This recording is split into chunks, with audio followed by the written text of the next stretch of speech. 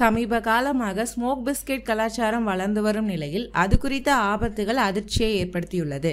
நாடு முழுவதும் பல வகை உணவுகள் ட்ரெண்டிங் ஆகும் நிலையில் சில வகை உணவுகள் உயிருக்கு ஆபத்தாகவும் அமைந்துவிடும். ஷவர்மாவை அடுத்து பஞ்சு மிட்டாயில் ரோஸ் நிறத்திற்காக சேர்க்கப்படும் ரசாயனத்தால் புற்றுநோய் பாதிப்பு ஏற்படும் அபாயம் உள்ளதாக கண்டறிந்த தமிழக அரசு ரசாயனம் சேர்ப்பதை தடை செய்தது.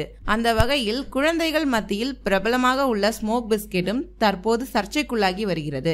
திரவ நைட்ரஜனில் முக்கி எடுத்து வாயில் போடப்படும் பிஸ்கெட்டுகளில் இருந்து எழும் புகையை கண்டு சிறுவர்கள் பலரும் அந்த பிஸ்கெட்டுகளை சுவைக்க விரும்புகின்றனர். தற்போது மக்கள் கூடும் பரவலான இடங்களில் இந்த ஸ்மோக் பிஸ்கெட் ஸ்டால்களை காண முடிகிறது.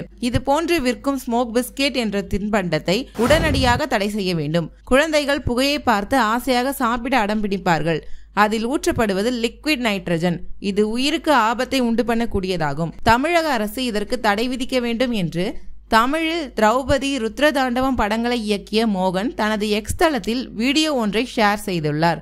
அதில் ஸ்மோக் பிஸ்கெட் சாப்பிட்ட சிறுவன் மூச்சுவிட சிரமப்பட்டு மயக்கமடையும் சம்பவம் இடம்பெற்றுள்ளது. இது பெற்றோர்கள் இடையே பெரும் அதிர்ச்சியை ஏற்படுத்தியுள்ளது. விஜய் டிவி புகழ் அறந்தாங்கி நிஷாவும் வீடியோ பதிவிட்டு இது குறித்து விழிப்புணர்வு ஏற்படுத்தியுள்ளார்.